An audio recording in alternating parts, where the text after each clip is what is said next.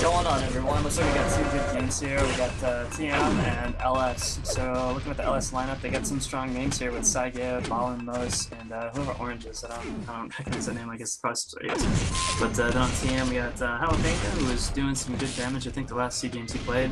Miles, who's a typically CTF player, and Ron Boston, who's a dueler. They actually got some games against our matchup in Time Bomb, so I expect they'll still put up a fight. LS is looking like they've got decent things, and so is TM, so we'll probably see some even matches here. I would give the edge of this match definitely to LS, but we'll see if TM can pull some upsets off. I don't know, what do you think, Wise Guy? Well, right now I need to get on that server, but yeah, I think LS has is the favorite team. Impressive. You know, we have a little bit of the Island of Mystical Boys with Misfits here, and they're going to have to play slow. LS has the aim advantage. They're going to have to play mean. They're going to have to play dirty. They cannot if they truly approach this as a competition game and make the shots difficult, make LS work for it, I could see him taking a few rounds here and there. I think that's what they're really going to have to do. They're just going to take those pot shots and kind of play it out. Like, they're really going to have to put on their A game if they're going to expect some wins off this. But, you know, the name of the game is really how many rounds they could take. So that's what they're going to be going for. So we'll see a tight 3 games here. May see some upsets. I might give them 1, 2. Like I'd say they could take a game. I don't know if they could take, like I said, best of 3. But they'll be getting some rounds. And that's really the name of the game here. So it looks like... Sixty's going with heads, Bronson's going to go with tails. Oh, and I got the info on Orange. That's actually Top Knot. So that's West Coast player once again. He's a good player. I know that a lot of his play tactics have been more passive, so I guess we'll kind of see what he does in a competitive environment, if that play style can really work out here. I don't know if it will or not. Right, and I think this is something... some of these players in this tournament have extensive tournament experience. Others are fairly kind of new to the competition. And you can kind of see that where they get into a competition and suddenly the strategies aren't what they would expect in a pub. Or they're trying to employ a strategy that works in a pub and it's just not effective. And you can see them kind of waffle about a little bit until they kind of find their sea legs. And I can see this continuing for a couple of weeks and they settle down and get into it. Okay, there's a time and place for playing a pub strat, but there's more of a time and place in these tournaments to kind of settle down and really kind of, sometimes you just got to grind out some rounds. It's not about showing whether you have, you know, respect to show up at a certain spot and it has nothing to do about that. It has everything to do about taking rounds, and sometimes it's not pretty. Yeah, I mean, that is what it is. Like you said, it's the name of the game here, so we'll see some good plays. But yeah, I think that's exactly right. We're going to see that difference in competitive play versus pub play. Like, you're not playing with random assortment of players. It's a team game, so you really have to think more of a team as opposed to selfish play that you can kind of get away with in pubs. I think that's a good valid point. So that's what we would kind of want to change here. We kind of want to see that team aspect come into play. So we'll see if they can keep up with it. I think LS, like you said, it has some tournament players that really have that experience. So if they can turn that around and put the pressure on TM, I think that TM has some teamwork players like Ron Bronson. I mean, he's got extensive duel experience, so I mean, he's got the intelligence for it. And I think Top Knot, he's got the intelligence for it. It's just a question of whether or not how well they work together and whether or not they can pull some matches off against some tournament caliber players. Right. You know, it is, yes, it is clan arena. Yes, you do spawn in with weapons and armor, and you don't have to worry about resource management. Nonetheless, how you position yourself is critical to the opening seconds. If you're as a spectator, you're watching around, pay attention to where the players are positioning themselves.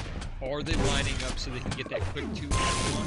Are they opening their side open? Are they not aware of their opponent right behind them? And that's kind of the skill play here in team game. I mean, in team play, in clan arenas. How can you coordinate with your team initially in that first 10 or 15 seconds that can really swing it? Because if you can get your opponent, if you're the underdog, your goal is really to get down to a 2-on-2. Then the strategy kind of moves around where it's kind of evened up. We know 4-on-4 is not your strong suit, so I can see, for me, if I'm talking to Misfit, what is your strategy? You want to get down to a 2-on-2, and that's going to take some good positioning. Why 2-on-2? Like I'm trying to think like where. Why? Well, the map opens up a little bit, and if you're constantly running into players that you know you're going to out aim, one, it's just less people shooting at you, so there's just that pragmatic approach. But you don't have to be super. You can slow the pace down, and with 2 players covering a whole. Now this is the map, of course. This is basically a big box with sides, and there's not going to be much hiding, so this is not going to play into the Misfits' favor, I'm afraid. But on a different map choice that's maybe not so dominant as this one, they can slow the pace down and grab off one of those good rail shots. Because even if you're a 30% railer, 35% railer, and you're going against the 40 and 50s, you're still going to pull off your shots. Not all the time. And you need opportunities to do that. And that's why I'm advocating that they get down to a 2-on-2 if they can. Yeah, I understand that, but I also think that I'd rather have someone shooting 30% rail that took every opportunity than someone that took safe rails and shooting 45, you know? So I think accuracies, I'm not too concerned about accuracies if someone's putting out the damage. Because if you're risky with your shots and you're taking twice the number of rails, but you're only hitting 30% and someone's hitting 40% but they take half as much, you're still doing like 20% more damage. So I mean, there's still things to be said for consistent plays and making the most aggressive plays in the right plays. And I think that that's absolutely correct. The positioning is going to come into crucial play. And that's something that we're kind of discovering as we scrim more as we play against Pack 2, as opposed to like pugs or, you know, these random games with these random players. Like it comes into a positional play in the start, and it really comes into a game of whether or not you can knock someone off with rockets at the start. And it turns into a rocket jump at the beginning, and then see if you can knock them off and get a quick 2-versus-1. If even 1 or 2 rockets, you can get those off. That can really help someone else that's in a 1-versus-1 situation, and that can kind of turn the tide in your favor. So we'll kind of see if I expect to see that from LS. TM, maybe not. I'll definitely expect to see that from Bronson. I think some of the other CTF players, like Miles and some of the other guys, we may not see it as much from them, but it's still a possibility, and I don't want to count anyone out. But yeah, that positional play is so crucial in the start of the match. So looks like we're getting some F3s here too. You're very familiar with a lot of the players here. Looking on the Misfits side, who would you prefer to be your closer? Ron Bronson, 10 out of 10 Ron Bronson. Jalapeno shows that he was capable of playing well. I have no idea who Garthik is. Miles is a CTF player. I'd say I have a decent confidence in Miles. Jalapeno has shown us that he's capable of playing.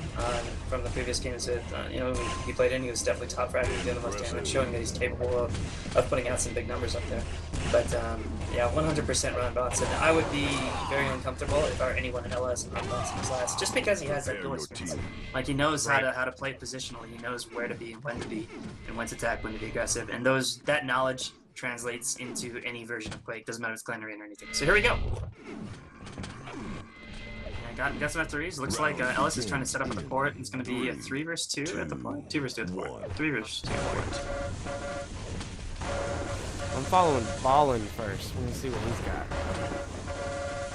And note to the public, this is LS's, even though we're in the second week, this is LS's first taste of competition. We've not seen them before, so this is going to be interesting. Yeah, they got a bye last week. So Ballin put out some big LG, 51 LG. He's going to go out to the far ledge there. Looking for some LGs. Late to the fight. Finding everyone's back down there. That was a good position to take advantage of. Ballin, a good read right there. Getting stuck on the left. That was awesome. If they just got stuck on the left, one rocket right there is going to do massive damage. I think it did 150 damage per. That's going to be a quick cleanup right there. They fell too quick and didn't pay attention to Ballin. So out positioned definitely, and looks like got shot too.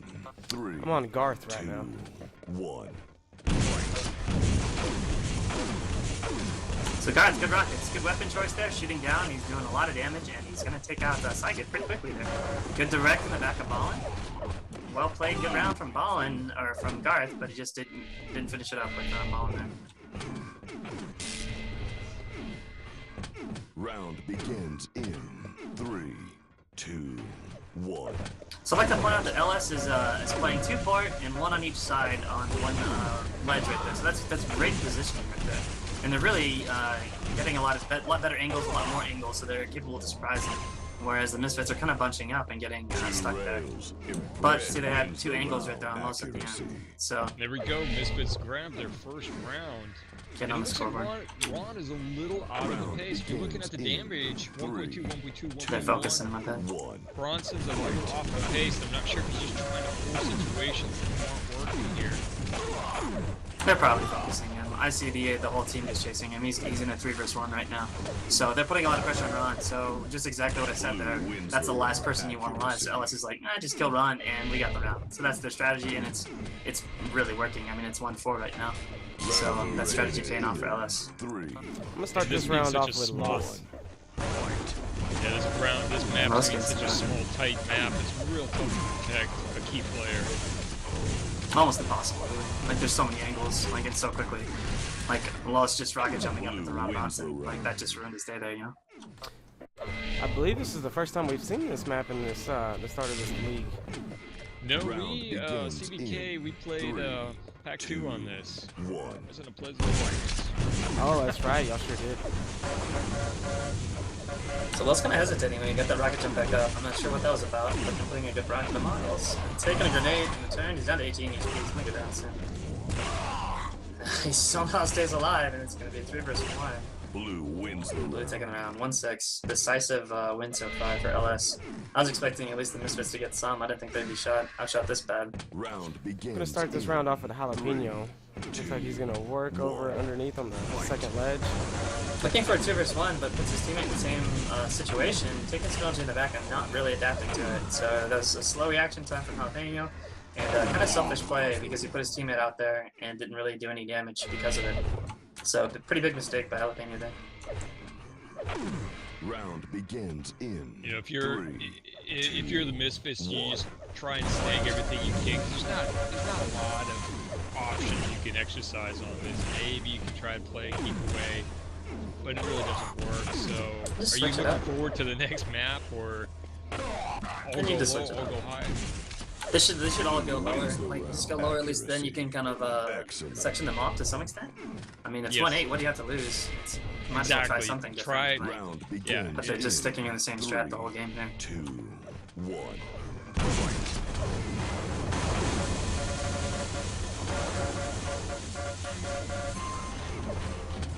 Looks like they're negative of the world, possibly. Blue wins. There you go. Baldy actually getting in some good doses. Whoever that is. I think that's Top Nut. Yeah, that's actually Top Nut. He changed his name. Gosh. 3, 2. Yeah, this is a very LS is very LG heavy. We're looking at 39, 34, 39 percentage. Yeah, not really answering on the red side. 32 LG for a mile. So Daniel put out some good LG, but like I said, his positioning really was at the expense of his team. That may be something that they need to correct if they're watching the stream. And we're quickly done. LS advancing into the next map with a good confidence builder, 10-1.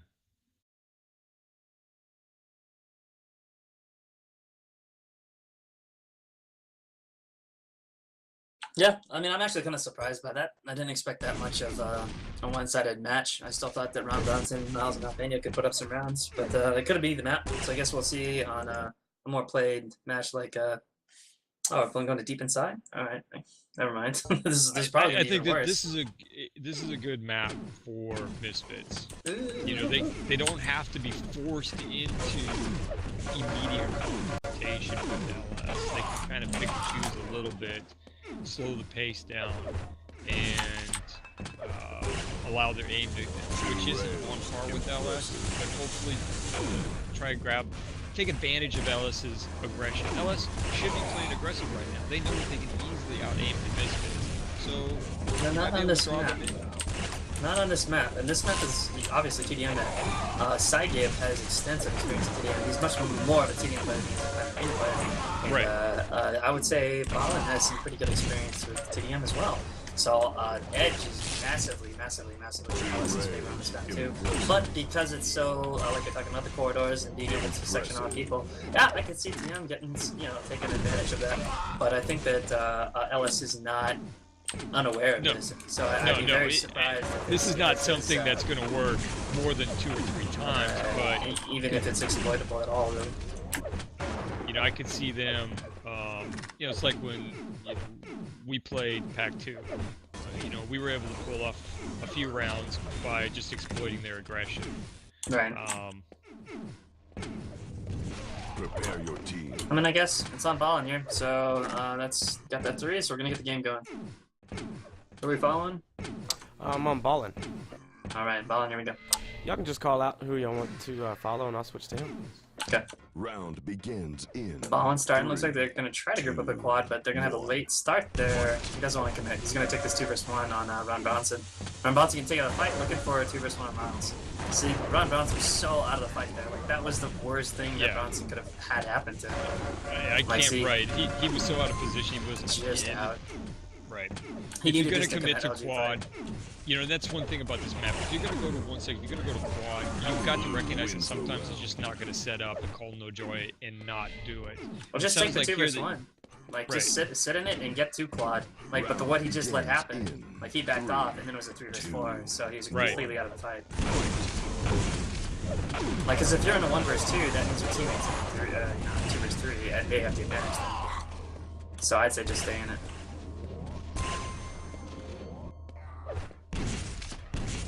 Put on some good rails and a good rock kick. Solid finish from Ballin there.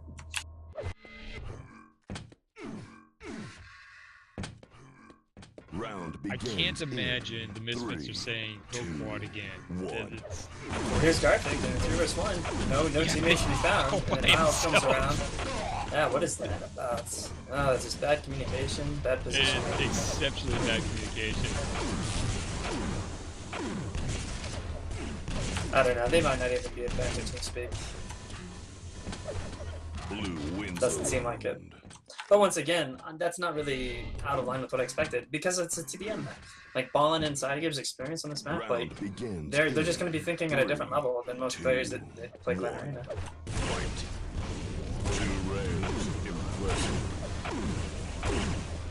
Ballin cutting out those angles with good rockets there. That was so crucial. Like, that was just so crucial to hit those rockets. Solo's trading off a rocket with Garth, but it's going to be going to LS again. And believe it or not, I mean, Misfits are doing worse on this map than they were on the previous map. They're looking at some total of 4 kills. Well, they have better position. So they just let Lois have their back right there while they're focused on a 3 vs 1. Like, they're not paying attention to people circling them. Just a lack of awareness. And then there's Ron Bronson coming late again. And sure enough, every round they're only able to kill one LS player. And positioning. See, Jalapeno seeing his teammate get caught there. Los with the trap, trying to keep him pushed in there. See, Sidegive just came around, knows where to force him into that trap, and Sidegive was just able to do so much damage by positioning right there.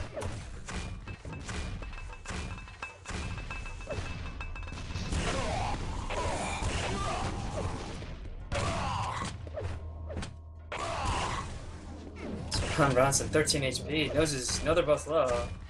This could be capable for Ron Bronson. He's more than capable as a player. It's just whether or not they're going to peak or not.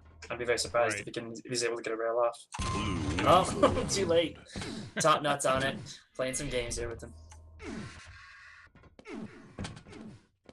Round begins in 3, 2, Getting a big purple like quad.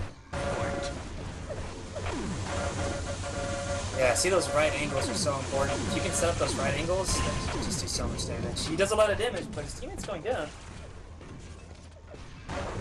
But 2 vs 3 situation, Zach taking a direct, and finally, Misfits getting on the board. Every round counts. Enough attempts at that round take square hole. 3, 2, 1. Good rocket spam from Ron Bronson supporting a teammate down there. That definitely won that fight for him. He had faith that he would stick in it and get on him. 4-on-2 advantage to the Misfits. Able Yeah, to pick up a second round in a row here, possibly? I think that was kind of spawn dependent. They want a timeout.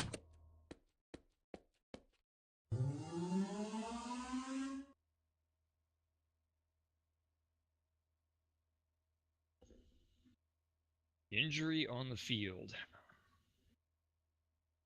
Man down.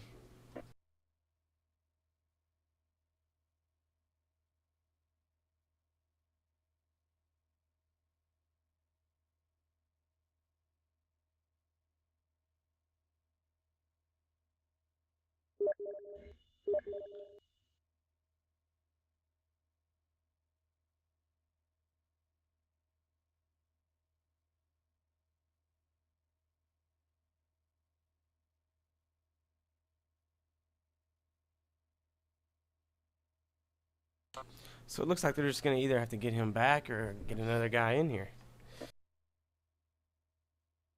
Well, he can't join if it's pause, I think. I believe that's true. I mean, the round's already over. I guess we can wait until he's ready and then pause it.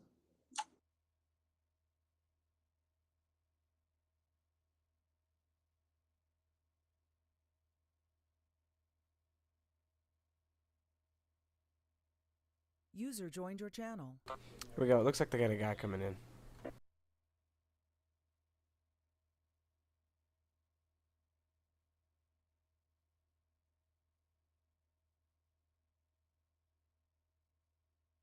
Three, two, one, fight. There's Ron Bronson there. Let's see. Okay, he was hesitant. I don't know. I think that was coming. Oh, they got a 4-1 on side. Good luck, Zach. User left your channel. The horde chases. They have to. Just that's the only way it's gonna happen is he plugs backs. It's like 20 reps. Yeah, not gonna happen. Miles just plus that and knows he can take the damage and deal the damage out and still take a win. Round begins in 3. So Misfits can Alright. move the round due to a timeout. I guess we'll see A what it little is. different player mix. Let's see if Misfits can take advantage. Ron really needed to win that LG fight versus Saiga. Did a lot of damage to him, but not gonna be enough to take the round. Blue And looks wins like the round. LS getting another round in there.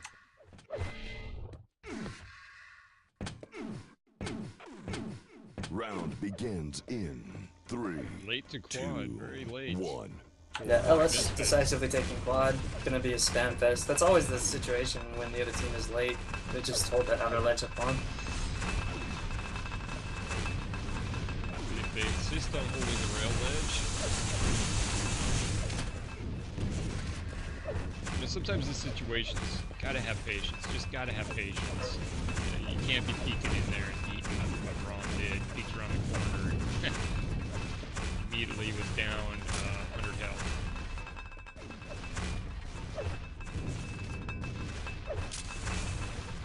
Yeah. As nades doing their damage, chipping away, side get down. And there's no incredibly need low. for these are if you're watching, these are unforced errors. They're doing things simply because Misfit is getting antsy and looking around a corner that they shouldn't be looking around. Right. 2 frags and 2 seconds. Blue So wins P the going down, and not enough. LS taking another round. So it's the name of the game on TD maps. TD maps when you play it. round That just begins it's in not the flow is 3, not what it should be. 2, Binary game. 1. Psychic late, gonna be stuck on the bottom. Jalapeno saying, nope, not gonna get up here. Oh, but he then lets him turn around. So Jalapeno giving up position to Psychic, and that may cost him around there. See if Jalapeno had stuck around and did some damage to Sai while Rocket jumped up, would have been a different Blue situation. wins the round. Like, Moses is such an important player. Like, he should have identified that that was a center of gravity on the other team, and definitely should have tried to Round take begins advantage of his in positional. 3, 2, Oh well. To 1. your opinion, LS has such an aim advantage. Are they even really communicating or just saying, oh, go to quad, if they're there, kill them? I think they have enough knowledge at this point to know where they need to position themselves. Between Ballin and Moses, Top Knot, is a decent player, and I think Los, they both have enough intelligence and weight that I don't think too much communication is important. Like, if they can just say meet a quad, like if they're kind of testing them more and they were saying, okay, let's group up in a different part of the map, they're trying out some different strategies. At that point, they may have to. But at this point, not really. Like I don't see that communication happening. Like the Misfits finally are at least grouping up out here, but I don't see them really taking advantage of it. Like there's teammates just going off to red armor and he's gonna go look for another angle. So if they identify that he's alone by himself over there, like he's in a 2v1. Looks like he's already taking fights down or taking rails down there. So I'm trying to step away. Misfits is spreading out a little bit. Just too much. Rail. See Garthik going down from Ballin there. So all Ballin had to do was identify that he was by himself down there. Just simply chased, and that was it for Garthik. Now Jalapeno going down. I was getting a frag on top, not enough. I got a 3-10 game. So LS winning this series, but they're still gonna play out the third game because each round matters in this tournament. So it's important to give the Misfits the opportunity to maximize their potential to make sure they can have a chance at the playoffs.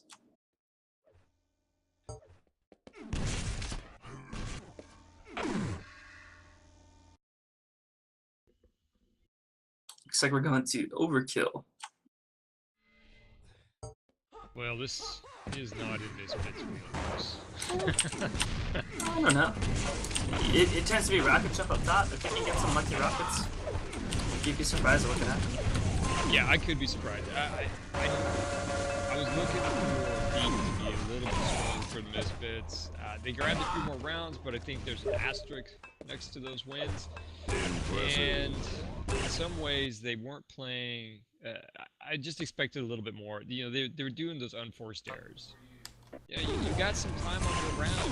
You do not need to engage clearly a strategic disadvantage. You don't need to be rushing into the bottleneck. You're not trying to capture the quad.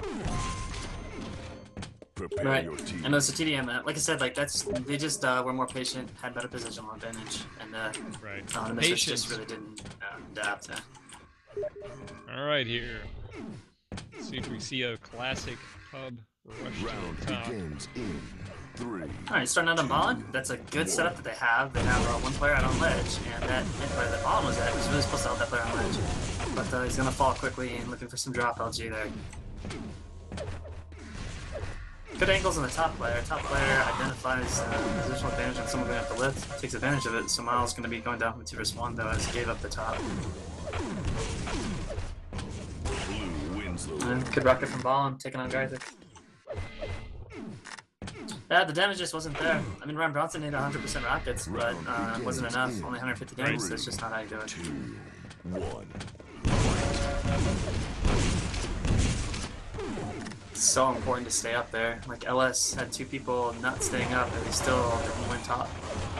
Yeah, Ellis has they've got the aim advantage. They can play a little sloppy. Yeah, they had 2 people drop, and they still lost top. I don't know how that happened.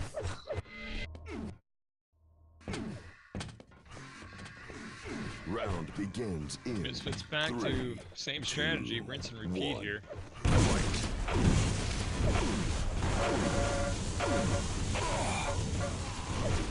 Man, Jalapeno is showing Moses what's up. Just put some aggressive rockets and just kind of kept that ankle cut off and just took him out of the game there. That was a really important win for him.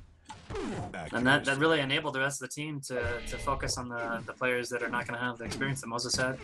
Good play from Jalapeno. He needs to, if he can keep that pressure up on Moses, they really have much more opportunity to get some rounds out there. Right, and that's just it. They have to raise their game from just random encounters to a focused strategy, and maybe the Misfits will finally come to that. accuracy. Jalapeno put in some good damage, but at the expense of his team. He kind of played back on that lower mid lift and let his team just kind of take a lot of the damage and was just not aggressive enough to save the round. 1. So that was a good play from JLP there. I don't know if you saw that. Just those peak rockets can help clear the top. Like that's a really important strategy. Right now I'm seeing Garthak. He's having a lot of connection problems right now. What is it? 70 thing.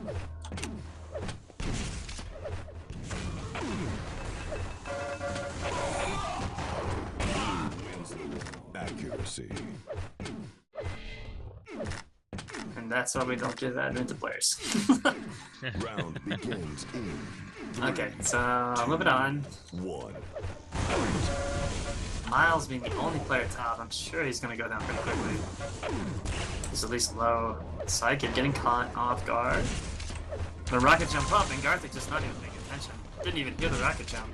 You can comment on this. You're a good player. How about weapon selection?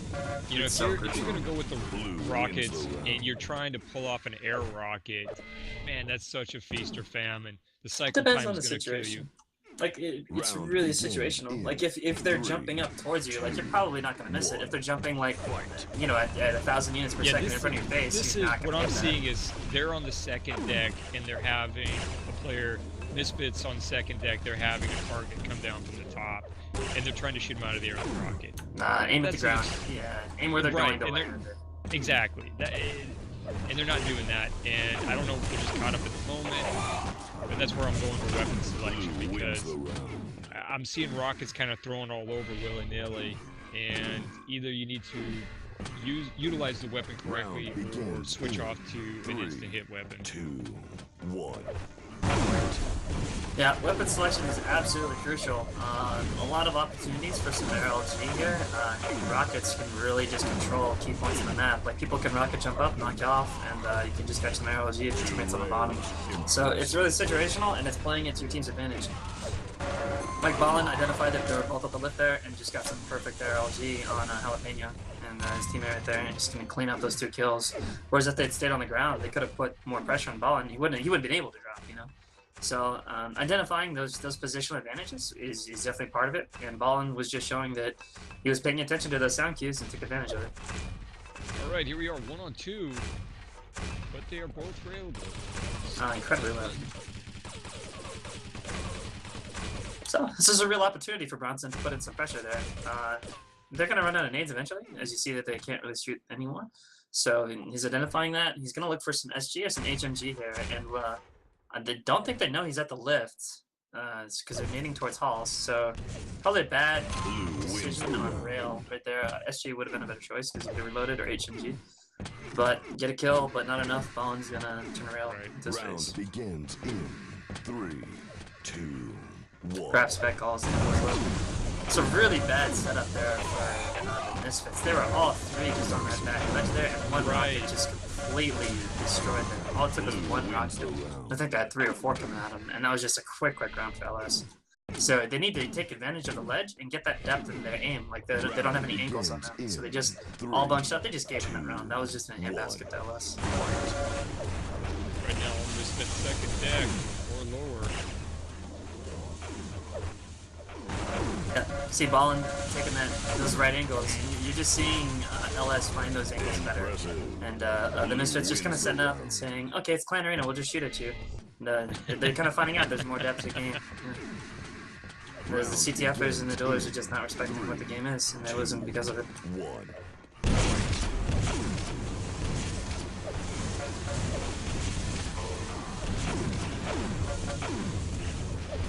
So Ballin goes down decisively. That was their key player. Sidekib available. It'd be a lot of work for Garthik. Jumping up there. Yeah, see Garthik just gave him that kill right there, just going up the jump pad. Like, not hitting any of his rockets, like, not trying to nade first. Like, there's so many things he could have done to make that situation a little bit better. But still got a round, so that's what it's about, getting that round, and it's worth losing because of that. I don't know if they want to try to get better, or they're just kind of having fun with it until we do a CTF tournament. But yeah, decent show from LS. They show that they're good at finding those angles, and they can play each map. So I think that shows their real strengths on TDM as well.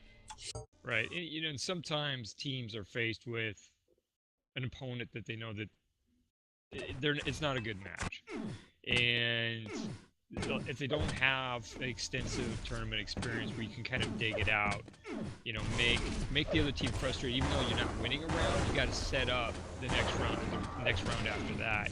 And I saw the Misfits kind of really living in the moment. Yeah, they're just gonna. It didn't seem like they had any strats. Like, they didn't have their positions worked out. They didn't know what they're gonna do. They didn't have good calls, and a lot of times we saw someone overextended or out where they shouldn't be, just kind of giving them 3 rounds. Like that one round where they were just punched up on overkill. Like, that's just obvious that they weren't even trying at that point. Right, and that's where you have the more experienced teams. You're not going to get those not trying rounds. Again, it's not about. Teams have to understand that you're not, at that point, you're not playing against that opponent. You're playing against the next opponent that Last Standing is going to play. So if you can take 4 or 5 rounds, well, the next opponent may be able to only take 2 or 3. That puts you up. Maybe you didn't beat Last Standing, but you beat the next opponent. And I'm not sure if that's in their thoughts right now. Yeah, and it's a difference between pub play and competitive play, and that's really a big difference. I mean, Clan Arena can be a lot of fun, like in pub. You can just sit there and you go shoot everything and have a good time. So that can be a lot of fun, but it's a completely different dynamic in the competitive scene. And when you have players that really focus on those intricacies of the game, it can really change it, and it really turns it to a challenging and incredibly frustrating game type, because you can have amazing aim and still lose a lot of games, and that's what a lot of people are finding out right here. That an all-star player is not always the best at a game just because you can aim at it. So that depth of the game is definitely bringing some frustration and some level to the play that we're not usually seeing in the North American scene. So it's good to see it, and I like to see what we can do with it, and maybe translate that into some game types, so we can do some CTF and TDM, and maybe actually win this year at QuakeCon. That'd be nice to get to not lose at CTF. Yeah. Last Standing is taking all 3 rounds. And we move on into the next week, where obviously Last Standing is a team to be reckoned with. There you go. This is Nexus and Wise Guy. Thank you guys for watching.